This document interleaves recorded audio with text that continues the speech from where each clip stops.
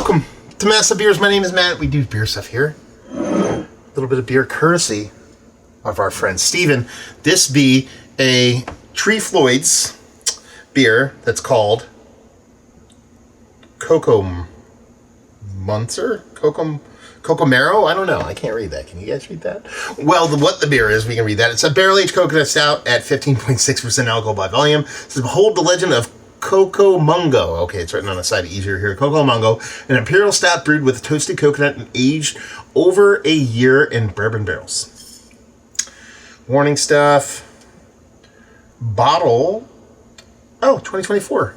Steven actually had this kind of not that you'd find this there, but I got a windfall of very, very old beers. We reviewed one not too long ago. This is from him handing it to us at Beer Palooza. I kind of assumed it was just an old beer, but it's not. It's relatively new. So, yeah, let's give this a whirl and see where we end up. Oh, man. Anyway, label-wise, I've never been a big fan of Floyds bottle labels. Some other cans I can get down on, but that one's just a little bit meh. So, meh. Beer-wise, hey, guess what? That looks like a big, gigantic, huge stout. Give it a whirl, see what the legs are like. 15 and change, got a little blue blocker action going on. You know, you get a little bit of legs there, but there's not a ton of color that sticks to it.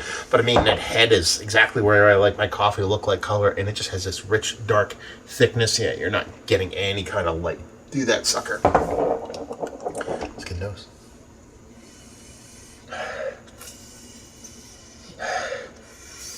I'll tell you what, you get a lot of beer, you get a lot of coconut.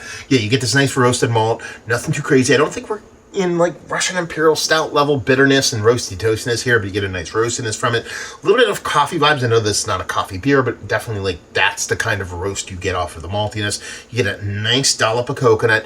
It's a kind of semi-toasted fresh coconut. It's nothing crazy. It's not over the top. It doesn't come off synthetic like a lot of people's coconut beers can kind of come off, but it's definitely on par level with what you're getting from the beer. So there's nothing it's not like the coconut's overpowering the roastiness, toastiness, and deliciousness of that stout. Really, what I'm kind of lacking a little bit is the spirit portion of the show here.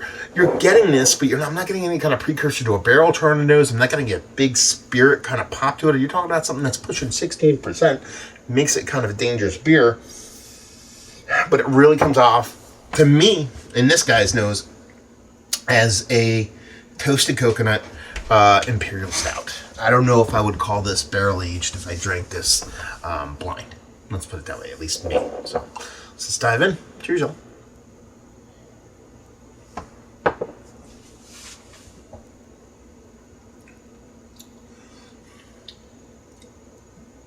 Okay. You're definitely getting a spirit characteristic in the taste. So drinking this, I'm getting a ton of spirit. I'm not getting a huge amount of barrel char. It's probably there, but I think I'm confusing it a little bit with that added dose of the coconut. I think that's the base portion of that.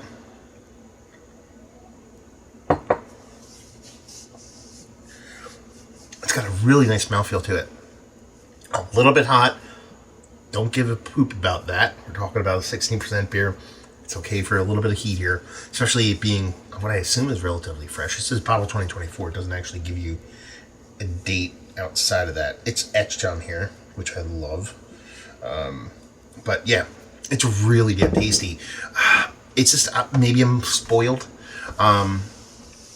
But when I get up there, when I get into that 15-16% range, I really want to be wowed.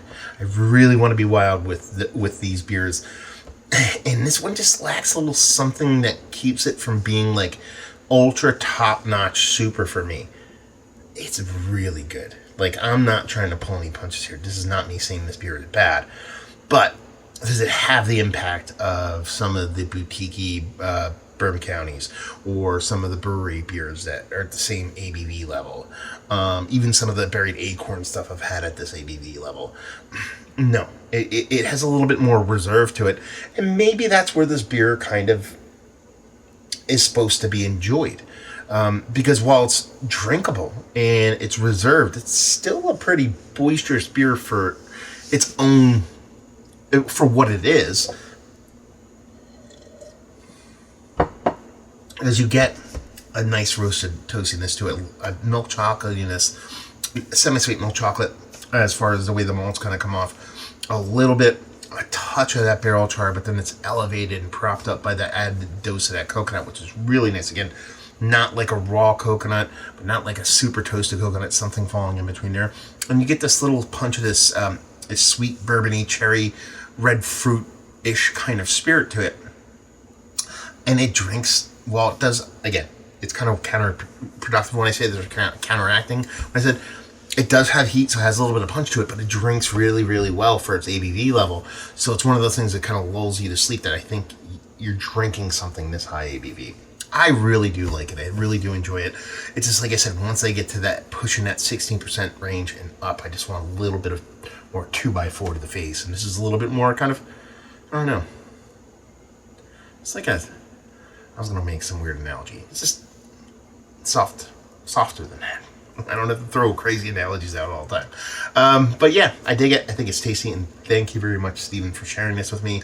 I love coconut in beers. I love getting it from the barrel. I love having it added into beers, and when it comes out like that, this, not overly confectionery, not excuse me, not overly, almost two, not overly synthetic, has this real rich organicness to it, and it just kind of almost elevates the coconut out of that barrel rather than kind of stamps all over it, and it have this soft richness, something that's a little bit kind of, I don't know, it's like a reserved craziness. Hopefully you know what I mean. I dig this, so thank you very much, Stephen. And yeah, this is one of the better barrel-aged stouts I've had as late. All that kind of negging, yeah, absolutely. It's towards the top. It just doesn't get the Mount Rushmore status for me. Value and availability, I don't know. I do see 3 Floyds stuff by me, but I don't know. Anybody out there, do you see it by you? Did you buy it? How much did it cost off the shelf? All that fun stuff. And leave you with, if you like, well, we like this. If you like coconut and you like barrel-aged stouts, but you want them to be a little bit more reserved, a little bit more adulty, not as just hair on fire, you'll dig this for sure. 3 Floyds have been to the brewery. Have you had their beers? Let's talk about it down there. Oh, have you had this beer? All that fun stuff down there. Hopefully you enjoyed a review. Hopefully you're enjoying a little bit of 3 Floyds right now. Hopefully see you next time. Cheers, y'all.